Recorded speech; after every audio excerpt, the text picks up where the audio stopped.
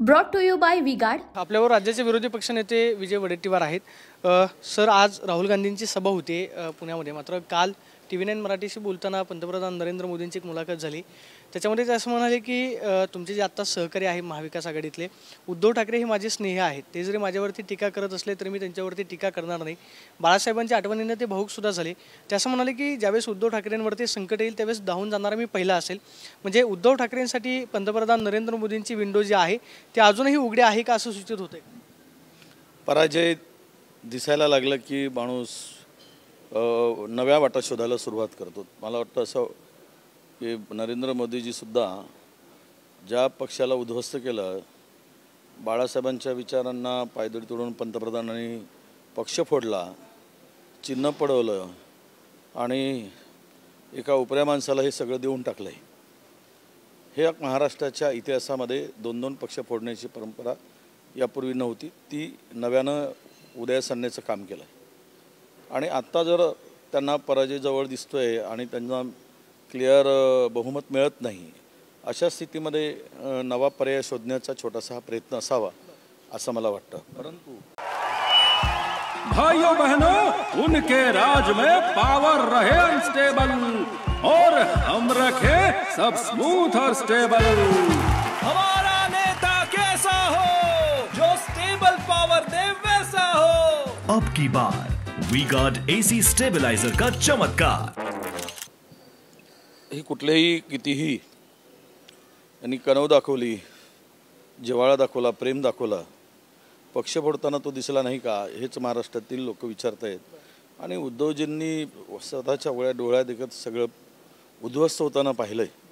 आज जनतेची सिंपती त्यांना पाठीमागे यासाठीच उभी झाली आणि लोकसुद्धा त्यांच्या पाठीमागे उभे झालेत। उद्या जर काही चुकीचा निर्णय झालाच तर मात्र महाराष्ट्रातील जनतेला पश्चाताप होईलच, पण महाराष्ट्रातील जनता पुन्हा यातून नव्यानं कुठला धडा घेईल यावर चर्चा होणे महत्त्वाचे वाटतं।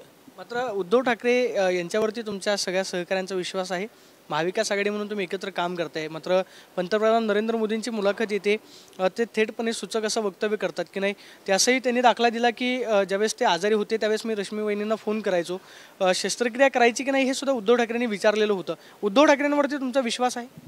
हे बघा, उद्धव ठाकरेजीवर आमचा पूर्ण विश्वास आहे। महाविकास आघाडीमध्ये ते मोठे मजबूत असे घटक पक्ष आहे आणि त्यामुळे ते आम्हाला कुठल्याही प्रकारची चिंता नाही। मी तुम्हाला म्हणालो की ठीक आहे, आजाराच्या वेळेस एकमेकाला आपण आपली परंपरा आहे ती एकमेकाला आपण फोन करतो। राहुलजींनी सुद्धा त्यावेळेस फोन केलेला होता आणि ती परंपरा आपण पाळतो।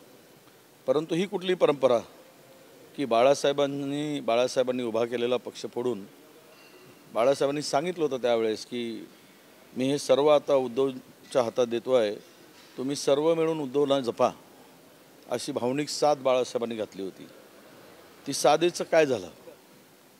बाळासाहेबांनी जो पक्ष सुपूर्द करताना उद्धवजींना सांभाळा म्हणून सांगितलं, तर मग त्यावेळेस का सांभाळले नाहीत?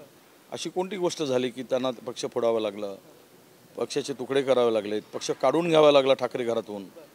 तर याचा अर्थ हाच आहे की सत्तेसाठी आपण काहीही करू शकतो, कुठल्याही स्तराला जाऊ शकतो, हे भाजपा करू शकते। आणि त्यातून हे आत्ताचं जे वक्तव्य आहे किंवा मुलाखतीमध्ये सांगितलेलं आहे, हे मी परत पुन्हा सांगण्याची गरज नाही। या देशातून मोदींची सत्ता हद्दपार होते आहे, त्यांना सत्तेच्या जवळ पण जात नाही ते।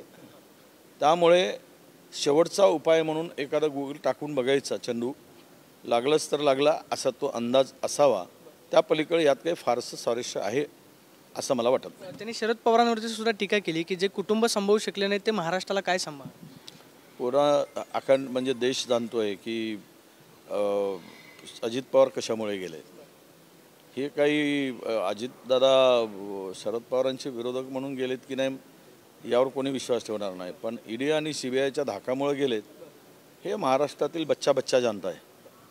लहान मुलापासून शेमळ्या पोराला विचारलं तर हे कशामुळे गेलेत, पक्ष कशामुळे फोडला आहे, तर कदाचित त्यांना सांगायचं असेल की मी पक्ष फोडला नाही बाबा, आमच्या एजन्सीनी पक्ष फोडला, असं काही सांगायचं असेल, त्यांना सूचकता अशी दाखवायची असेल।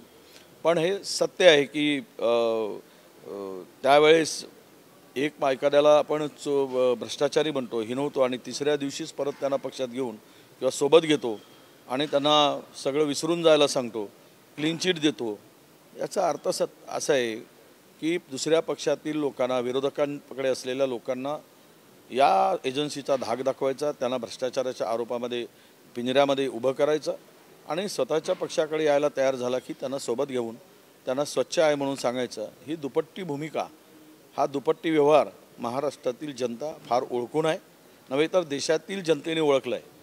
त्यामुळे तुमचे कितीही जुमले नवीन आले तरी आता जनता त्याला बुरणार नाही आणि ते जनता आता ह्याला काही मला वाटतं की भीकही घालणार नाही असा मला विश्वास आहे. सांगलीच्या जागेवरून अजूनही महाविकास आघाडीमध्ये धुसफूस सुरूच असल्याचं पाहायला मिळते. काल उद्धव ठाकरेंसमोर विश्वजित कदम असं म्हणाले की नाही, आम्ही तुम्ही जरी महाराष्ट्राचे वाघ असलात तरी आम्ही सांगलीचे वाघ आहोत, आम्ही महाविकास आघाडीचा धर्म पाळू, मात्र जयंत पाटलांमुळंच ती जागा जी आहे ती तुम्हाला मिळेल नाही, अशा पद्धतीची सुद्धा एक राजकीय वर्तुळामध्ये चर्चा आहे. सांगलीचा आता वाद मिटला आहे का, किंवा सांगलीमध्ये नेमकं काय चित्र पाहायला मिळेल? महाविकास आघाडी एकसंघ आहे? नाही, खरं आहे की त्यावेळेस जे काही झालं ती जागेवर हक्क विशाल पाटलांचा होता आणि ती उमेदवारी घोषित झाली. त्यानंतर आमची अलायन्समध्ये जागा वाटपांचा तिढा होता, तो संपला. आता सर्व गोष्टी संपलेल्या आहेत, त्यामुळे यावर आता अधिक भाष्य करण्याची गरज नाही. तो विषय आमच्या दृष्टीनं संपलेला आहे आणि राहिलाही भाषणात एकमेकाला थोडासा कधी मनातल्या भावना आहे, दुःख आहे, ते विशद करणं आणि मोकळं करणं हे बऱ्यापैकी आहे ना. मनात काही ठेवून, आणि विश्वजित जे आमचा असा माणूस तरुण नेता आहे की तो मनात काही ठेवत नाही, तो एकदम बोलून मोकळा करतो, पण काम मात्र तो महाविकास आघाडीचंच करेल आणि प्रामाणिकपणे करेल, कारण तो एक पक्षाचा आमचा मजबूत आणि प्रामाणिक नेता आहे. उनका बैकअप सिर्फ कल तक और हमारा चांद तक. हमारा नेता कैसा हो जो नॉन स्टॉप बैकअप दे वैसा हो. अब की बार वी गॉट इन्वर्टर बैटरी का चमत्कार. यावर आम्हाला पूर्णतः विश्वास आहे. शेवटचा प्रश्न, देवेंद्र फडणवीस सातत्यानं काँग्रेस असेल महाविकास आघाडीवरती टीका करण्याची एकही संधी सोडत नाहीत. सध्या राज्यामधलं वातावरण जे आहे ते मोदीजींच्या पाठीमागे आहे. सातत्यानं ते भाषणांमधून सांगतात किंवा उद्धव ठाकरेंवरती टीका करतात की नाही, कोविड काळामध्ये बॉडी बॅग घोटाळा जो आहे तो झाला, ते कफनचूर आहेत. जनता मात्र मोदीजींच्या पाठीशी उभी राहील. लढाई राहुल गांधी विरुद्ध नरेंद्र मोदी आहे, मात्र जनता जी आहे ते नरेंद्र मोदींच्या पाठीशी उभी आहे. नाही, वारंवार सांगण्यामध्येच त्याचा अर्थ स्पष्ट होतो की जनता नाही म्हणून दाखवण्याचा केविलवाना प्रयत्न करतायत. जनतेने मोदींची साथ सोडली आहे, देशात सोडली आहे, महाराष्ट्रातच नव्हे. आणि कोविड काळामध्ये मुख्यमंत्र्यांनी केलेलं कार्य, जगाने त्यांच्या कार्याचा गौरव केलेला आहे. त्यांच्याही पक्षाच्या लोकांनी त्यावेळेस त्यांचं सरकार होतं आणि उत्कृष्ट कार्य करणारे मुख्यमंत्री म्हणूनही गौरव झालेला आहे. 1 नंबरवर त्यांचं नाव होतं मुख्यमंत्र्यांच्या उत्कृष्ट काम करणारे.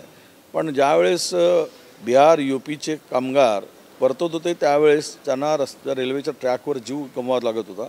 हजारो लोकांना अन्न पाण्याविना तळफडून मारावं लागलं होतं. त्याचं पाप मात्र भारतीय जनता पक्षाला भोगावं लागेल, प्रायश्चित्त घ्यावं लागेल.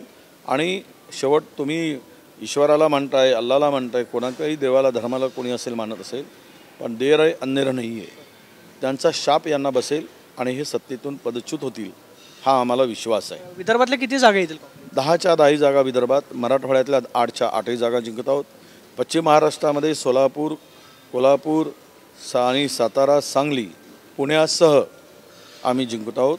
तुम्हाला एवढंच सांगेल की भाजपाचा आणि त्यांच्या महायुतीचा महाराष्ट्रात सुपडा साफ झालेला तुम्हाला 2 तारखेला दिसेल. खूप धन्यवाद. खरं तर आपण पाहतोय की सांगितलेलं आहे की येणाऱ्या निकालामध्ये भारतीय जनता पक्षाचा महाराष्ट्रातून सुपडा साफ झाल्याशिवाय राहणार नाही, अशी प्रतिक्रिया विजय वडेट्टीवारांनी दिल्याचं पाहायला मिळते. Camera person Sushant Raut, Soni Pradeep Kapse, TV9 Marathi, Pune.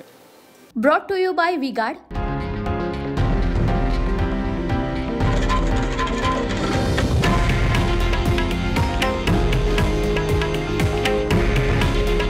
हे आहे देशातील नंबर 1 न्यूज नेटवर्क आणि आपण पाहत आहात TV9 मराठी.